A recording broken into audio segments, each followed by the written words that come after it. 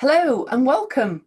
I'm Paula Carter and I'm the director of Initio Success, and my work centres on helping organisations deliver change that is clear, human and genuinely sustainable. For me, change is never just a technical exercise. It's a people experience. It is emotional, relational and deeply connected to how safe, supported and understood people feel as they move through uncertainty. At Initio Success, I specialise in turning strategy into action in a way that defines what is being delivered, why, how and when, reduces a disruption, builds confidence and empowers teams to thrive. My approach blends structure with empathy, clarity and creativity, and a strong belief that when we design change around people, everything else becomes possible. So I'm joined by my colleague, Liz Goodbrand. So I'll hand over to you, Liz. Hi everyone, I'm Liz. I'm the founder of The Good Space, and I support organisations to build neuro-inclusive cultures and develop leaders so more people can really thrive at work.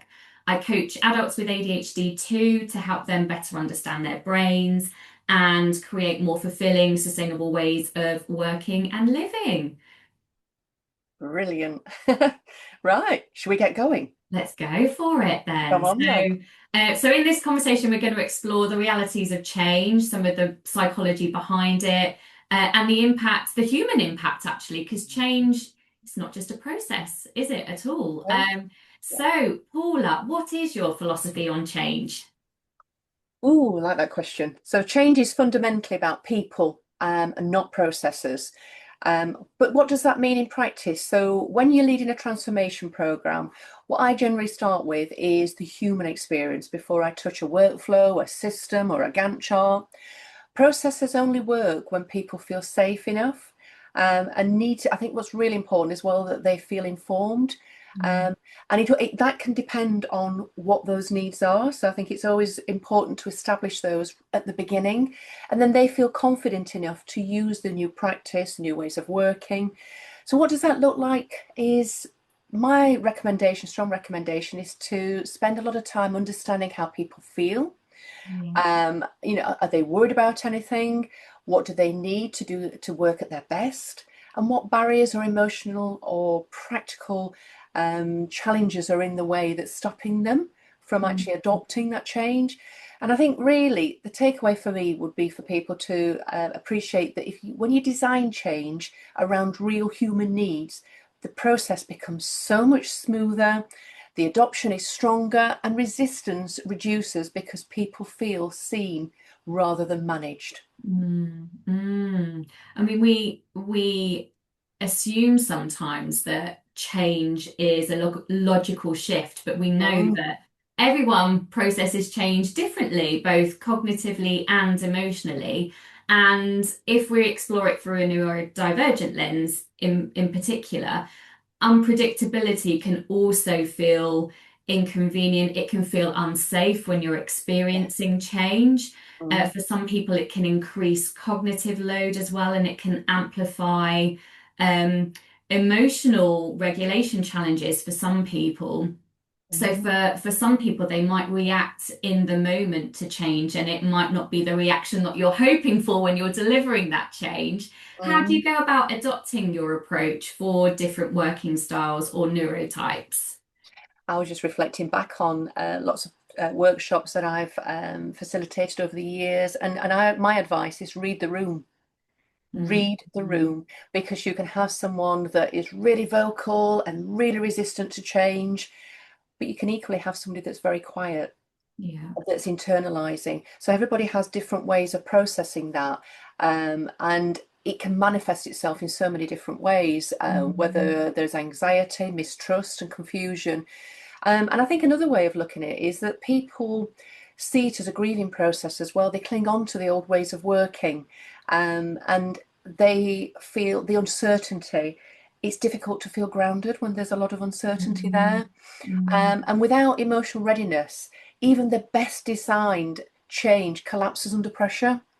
And the cost of disengagement, burnout, and a cycle of change fatigue, that can compromise future transformation.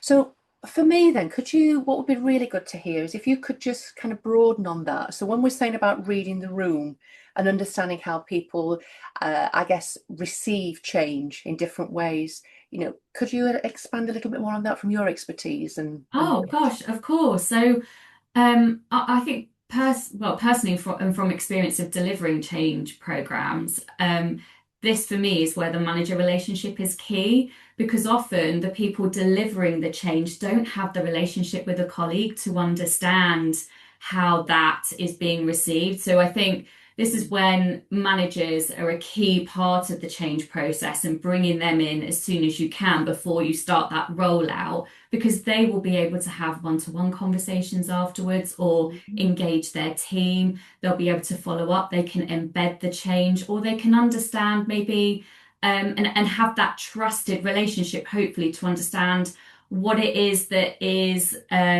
if there's resistance to that change or someone's feeling a bit of friction around that change. Often, when we consider people with ADHD or autism, there is some invisible scaffolding that might be in play for someone to perform at their best. And change can sometimes disrupt and dismantle that.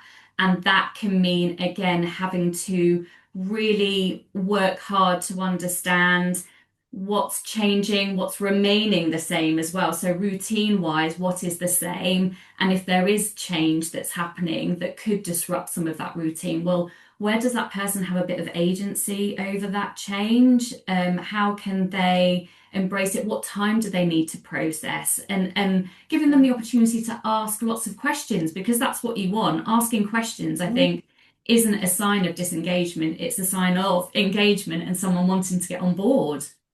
Yeah, in fact, we were talking about that, wasn't we? My measure of success is the level of engagement that you get and participation Yes. if it's going well.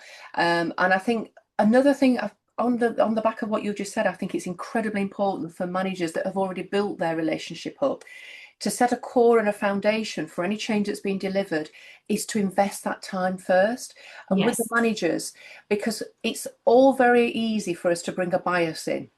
And if the Mm. manager doesn't actually agree with the change as well, then that manifests itself in amongst the team as well. And I think it's my advice, I think, really is to work with those managers or the managers of those people to then bring them on board so that they can help and support the delivery of the change. Amazing. Amazing. Yeah, it is. But you know what? What excites me is I think what I would like to really bring across here is from a change management perspective is there are three important things here is the clarity, confidence and sequencing. So clarity Mm. it gives people something solid to hold on to when everything else feels uncertain. Confidence grows when people understand the why. So important to get that across is Yes. why, because they then feel equipped to taking the next step. And then sequencing is, prevents overwhelm. And I think it ensures people that aren't really hitting with everything at once. So because there's the overwhelming feeling of that. And I think what's important Mm. is to break it up into manageable chunks. And then, I think to help with the fatigue and help with the motivation is celebrate each little milestone when you break it up as well. Yes, absolutely.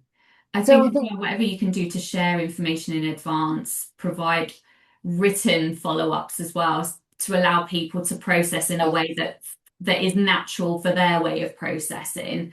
And I don't think you can really underestimate the use of a multi-channel approach as well when it comes to communicating change. Just so you're hitting people multiple times, you're reinforcing certain messages, and some people are visual, some people process in an audible way. Some people like written instructions. Everyone's different, aren't they? totally. And it can feel sometimes where we're over communicating, but we're not.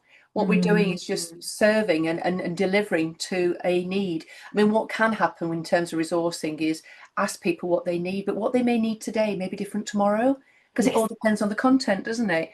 So I think yes. bringing that to a conclusion, I think, how I would summarize this, which I've really enjoyed doing, is change succeeds when people feel safe, informed, and generally considered. When I say change is about people, not processes, I mean that transformation only moves at the speed of human readiness. If we take time to understand how people are feeling, what they fear, what they need to stay grounded, we create that emotional conditions for progress. And I think when organisations rush, they make a mistake. The activity is for the impact. They trigger anxiety, mistrust, confusion, and people cling to what's familiar because the future hasn't been made safe enough to step into. So Yeah, after you, Liz, completely, yeah, to complete. completely agree. I think, like you said, when we consider change and how we design and communicate change, it has to be a human first approach, doesn't it? A person-centered approach that Yeah, allows for different ways of processing, learning, reflecting, different ways of asking questions too. yeah, I've yeah. always found when I've delivered change, that's really important too, to give people different channels to raise questions so they can find something that feels comfortable to them. And Mm, it does more often than not, as you said, Paula, really well, that change can sometimes mean letting go of something. So understanding that there could be an emotional response at play there as well. Um, and some people need time to process that. Ultimately, when we consider sustainable transformation, it isn't driven by systems, by plans. It's driven by people. It's the people that make the change happen, and mm, they will make that change happen when they feel validated, when they feel seen, when they feel heard. mm, And they're given the opportunity to share and contribute and co-create if they can at some stages. Sometimes it's not always possible, but sometimes it can be. Thank you so much for this conversation, Paula. Oh no, thank you. It's been good, hasn't it? Yeah. It And we've got has. many more to come, haven't we? So We really have. looking forward to these. So thank you. And if anyone is interested in exploring how Paula or myself can support with change or communicating change, then please just reach out to us. Absolutely. We look forward to hearing from you. Thank you.